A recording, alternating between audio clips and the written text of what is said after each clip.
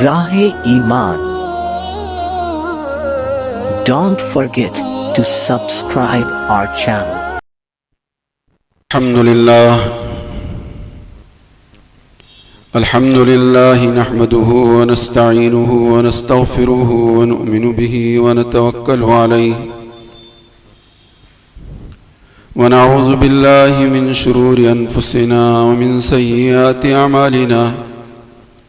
من يهده الله فلا مضل له ومن يضلل فلا هادي له ونشهد أن لا إله إلا الله وحده لا شريك له ونشهد أن سيدنا ونبينا وشفيعنا ومولانا محمدا عبده ورسوله صلى الله عليه وعلى آله وأصحابه وبارك وسلم تسليما كثيرا كثيرا. أما بعد فأعوذ بالله من الشيطان الرجيم. بسم الله الرحمن الرحيم. ولا تحسبن الذين قتلوا في سبيل الله أمواتا بل أحياء عند ربهم يرزقون. صدق الله العظيم. اللهم صل على سيدنا مولانا محمد وعلى آل سيدنا مولانا محمد وبارك وسلم. اللهم صل على سيدنا مولانا محمد وعلى آل سيدنا مولانا محمد وبارك وسلم. اللهم صل على سيدنا مولانا محمد وعلى آل سيدنا مولانا محمد وبارك وسلم.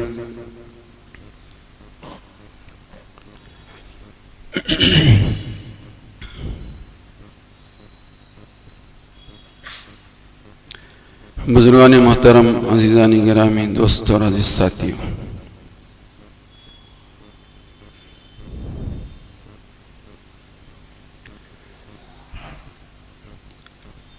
हमारी जान, हमारा माल, हमारी सलाहियतें, हम में का एक एक फ़र्द ईमान की वजह से बड़ा कीमती है। इसकी बड़ी कीमत है, वरना दुनिया की, मेरी और आपकी, मेरे और आपके जान माल की, ये तो बहुत छोटी बात है। सारी दुनिया की अल्लाह के नज़दीक कोई कीमत नहीं, जिसमें मैं भी हूँ, आप भी हैं, मेरा और आपका और सारी कायनात का माल और सारी चीज़ें हैं, इसकी कोई हकीकत नहीं।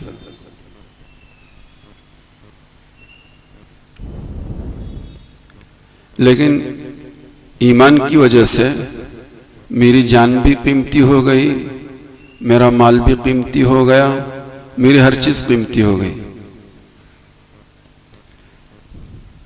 इबादत तो बहुत ऊंची चीज़ है, नमाज, इबादतों में और नमाज बहुत ऊंची चीज़, बहुत बड़ी इबादत। सबसे बड़ी इबादत ईमान के बाद नमाज है। लेकिन फुक़हा ने यह बात लिखी है कि अगर कोई चोर चोरी कर रहा है और जिसका माल है वो नमाज पढ़ रहा है, और आप नमाज में देख रहे हैं कि चोर चोरी कर रहा है, अगर मैं नमाज खत्म करूंगा तब तक चोर तो चोरी करके फारिग हो जाएगा और मैं हाथ मलता ही रह जाऊंगा। तो अब हुक्म क्या है? माल बचाना है कि नमाज बचाना? है जी, नमाज का एक मकाम बहुत ऊंचा है, माल की कोई कदर कीमत नहीं। ये तो तुम्हारा माल है, पूरी दुनिया का थोड़े माल नहीं है। तुम तो बादशाह उस तो है नहीं कि तुम्हारे अकाउंट में क्या कहते हैं, वाइट माल जो है 25-30 करोड़ रुपए हो। हम क्या, हमारा माल क्या? हुक्म यही है, नमाज तोड़ो, माल बचाओ। नमाज तोड़ो और माल बचाओ। क्यों?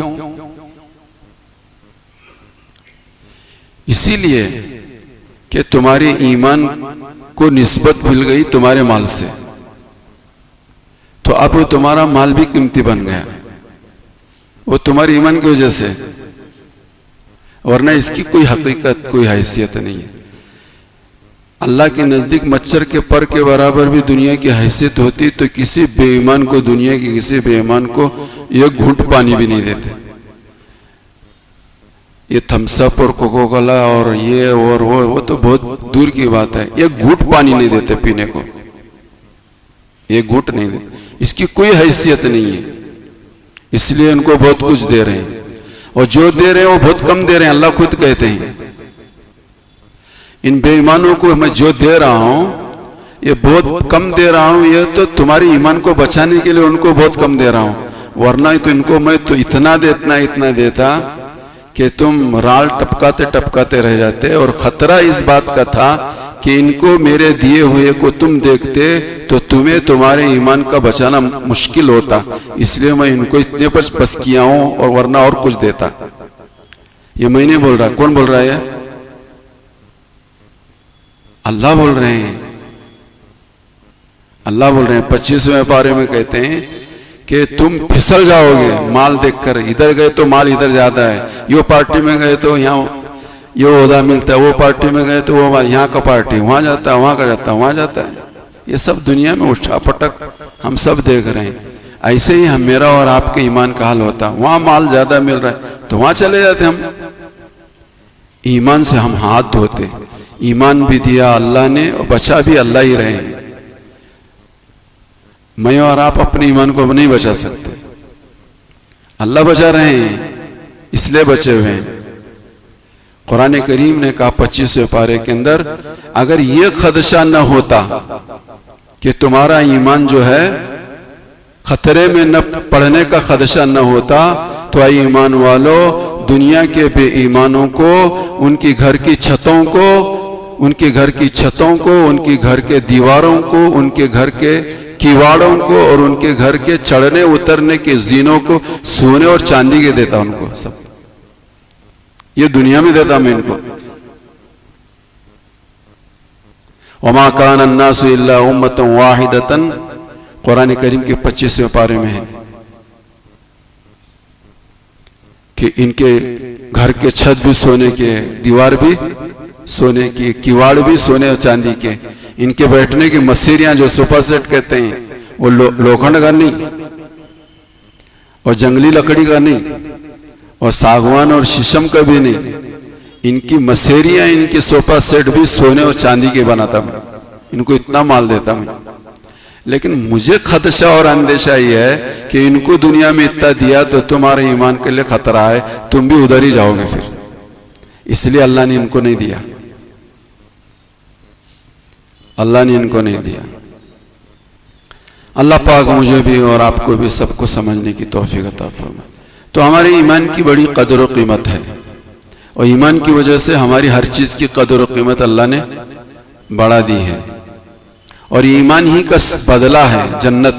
और जन्नत जो है एक अदना से अदना जन्नती को जो जन्नत मिलेगी दुनिया से 10 गुनी बड़ी, दुनिया से 10 गुनी बनी जन्नत एक अदना से अदना जन्नती को।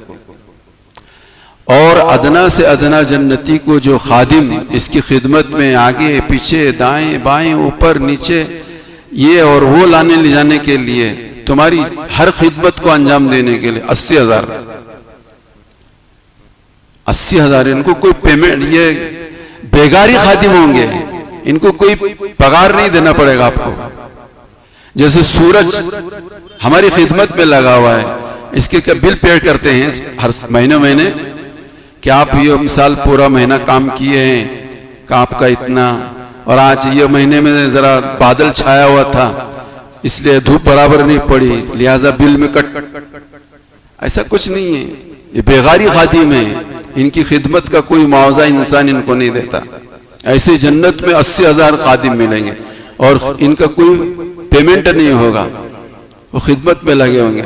जैसे पहले दिन लगे हों ऐसा हमेशा हमेशा रहेंगे, ये कभी उचाट नहीं होंगे, कभी थके हारे मांदे नहीं होंगे, हमेशा चुस्त चालाक रहेंगे, हर वक्त तुम्हारी खिदमत के लिए हाजिर होंगे। उनके हर एक के एक इस हाथ में एक खाने का की चीज होगी, दूसरे हाथ में पीने की चीज होगी, और जो खाने की चीज होगी उसके हर लुक्मे में लुत्फ अलग अलग होगा। आज उसके नमूने हैं, जन्नत दुनिया के अंदर नमूने हैं, क्या कहते हैं, 3 in 1, 3 in 1, एक में 3 मजे हैं, कहते हैं 3 in 1, एक में 3 मजे हैं। तो कल कयामत के दिन जन्नत में जो जन्नत जाएंगे वो 3 in 1 नहीं होंगे, हर लुकमे का मजा अलग होगा। जितने लुकमे खाते जाओ हर लुकमे का टेस्ट और मजा अलग होगा।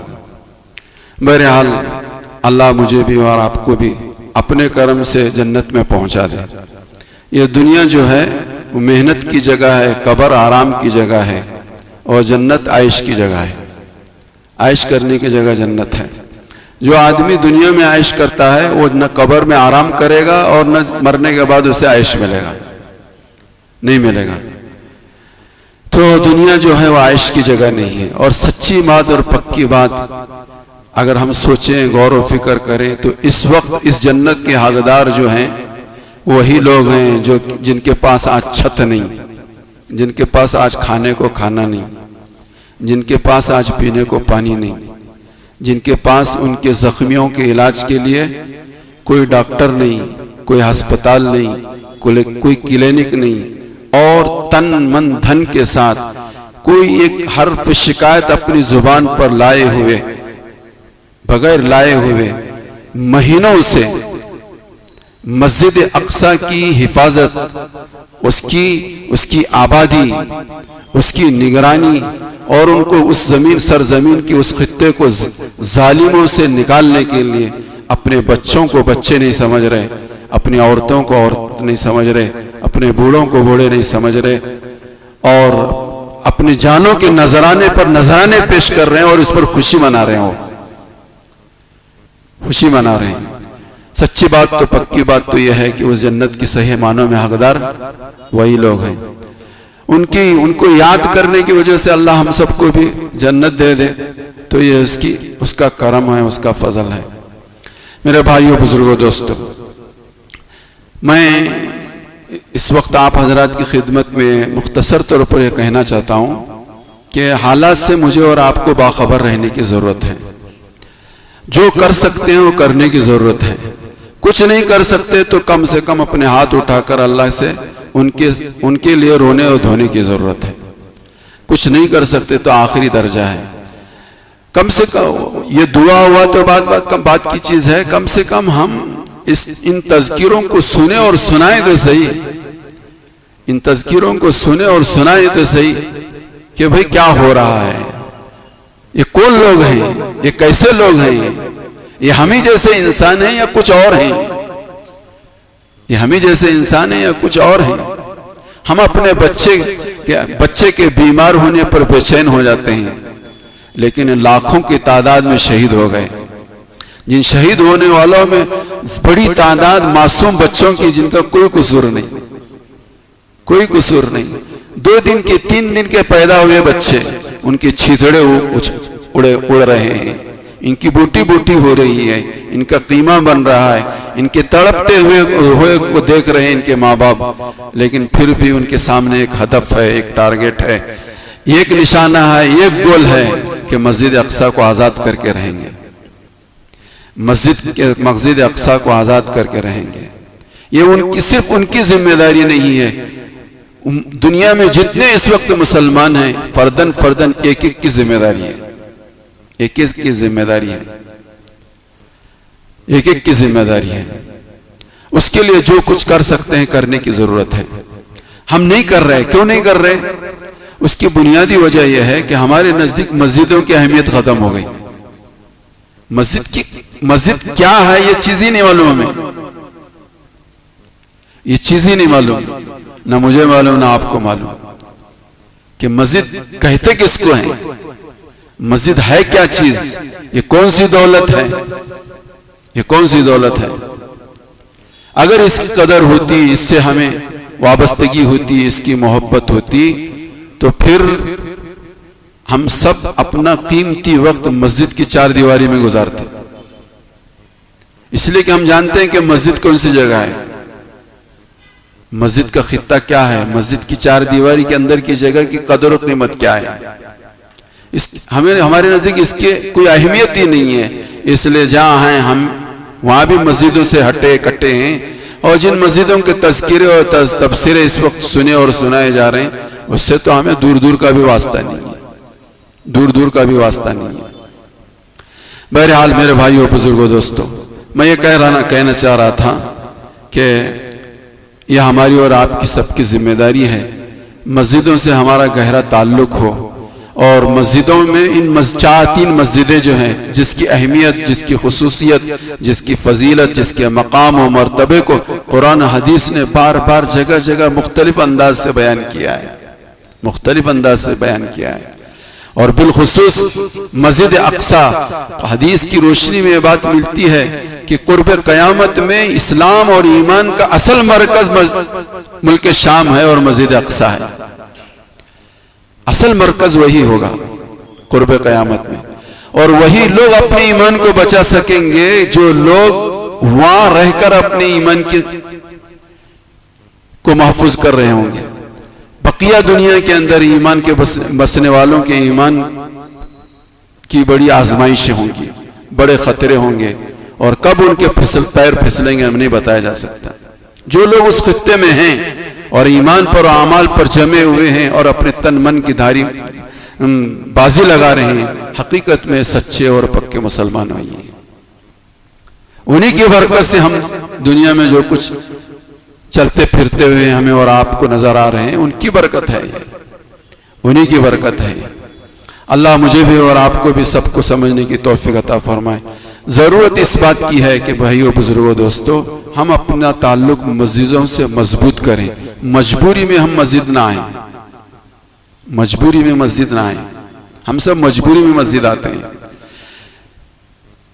ज़ौक़ के साथ, शौक के साथ, अपना ईमान समझते हुए, ईमान की अलामत समझते हुए, अपनी दुनिया और आखिरत की कामयाबी समझते हुए मस्जिद के अंदर अपना वक्त गुजारने की कोशिश करें। मजबूरी में आते हैं हम, वरना हम घर पे नमाज पढ़ते, 5 वक्त की नमाज घर पे भी पढ़ लेते हैं। बहुत सारे लोग घर पे पढ़ते हैं, बहुत सारे लोग ऑफिसों में पढ़ते हैं, और बहुत सारे लोग इधर उधर पढ़ते हैं। लेकिन जुम्मा की नमाज मस्जिद में होगी, घर में नहीं होगी, इसलिए जुम्मा में आते हैं। और बहुत सारे लोग वो हैं जो पढ़ते ही नहीं, 5 वक्त की नमाज पढ़ते नहीं।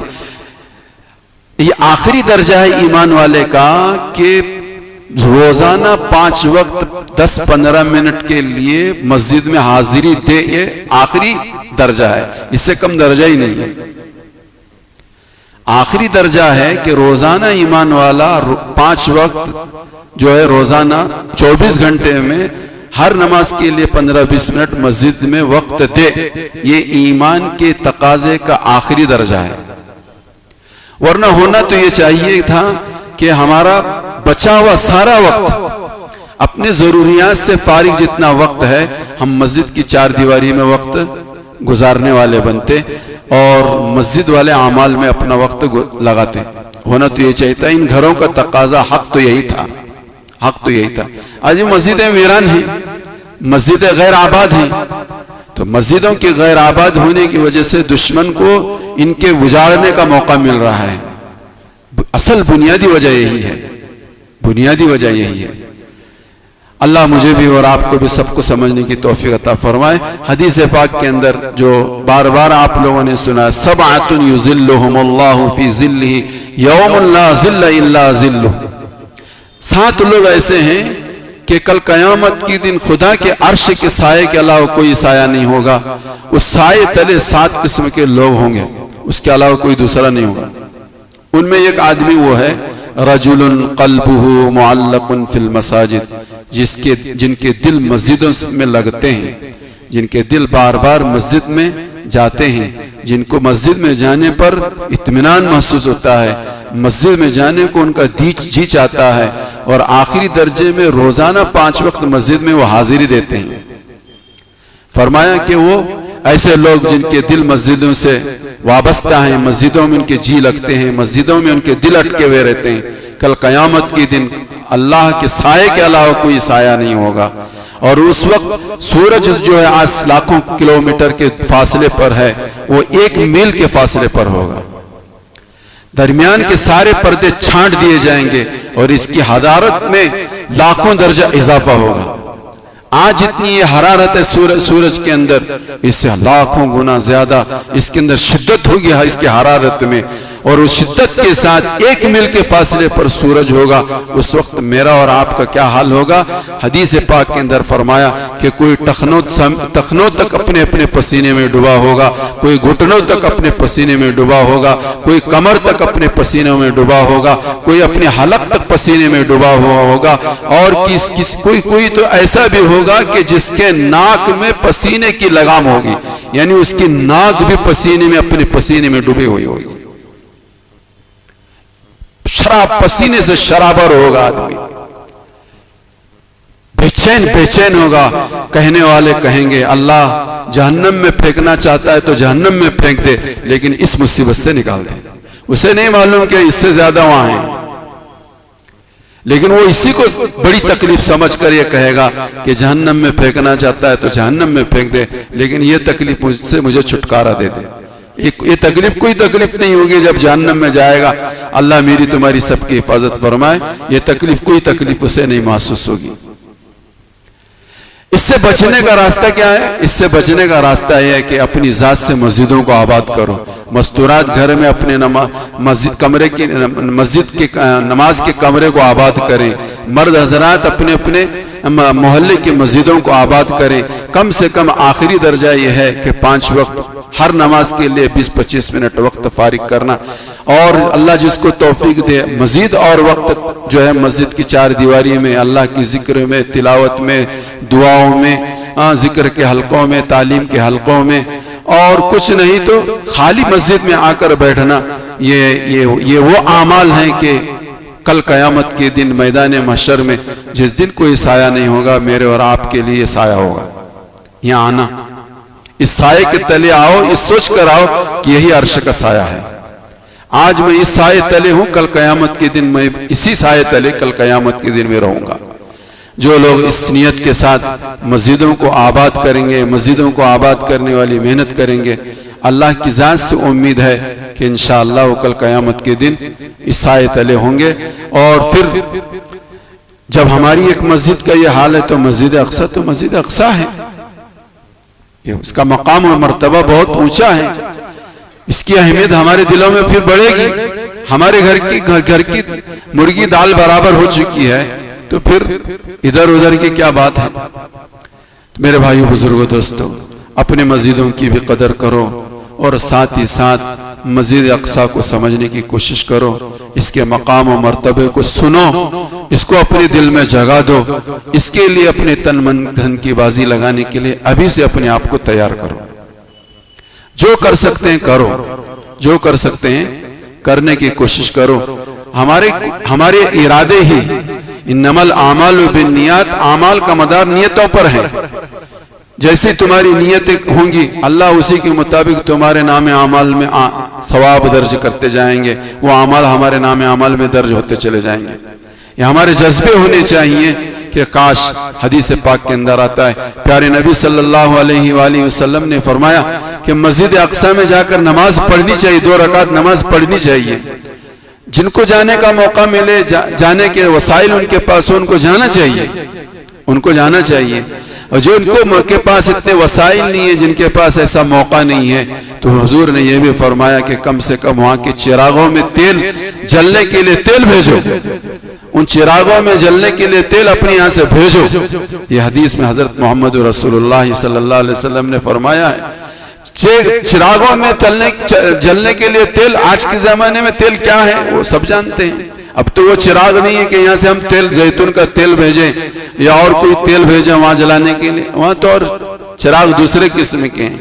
एक समझने और समझाने के लिए जमाने के एतबार से इस पर अमल करने के लिए बहुत से राहें खुली हुई हैं। अल्लाह मुझे भी और आपको भी सबको समझने की तौफीक अता फरमाए। और सबसे पहले आज के मुसलमानों को और बिलखुसूस हमारे नौजवानों का मस्जिदों को आबाद करना आज के ज़माने में बेहद ज़रूरी है। असल सरमाया उम्मत का नौजवान है। ये नौजवान तालीम और तरबियत से आरास्ता होंगे तो इंशाअल्लाह आने वाले दिनों में यही सलाहुद्दीन अय्यूबी हैं, यही खिलाफत उस्मानिया के बागडोर संभालने वाले हैं, यही हजरत उमर इब्न खत्ताब रजी अल्लाह तआला अन्हु के कारनामों को लेकर आगे बढ़ने वाले हैं।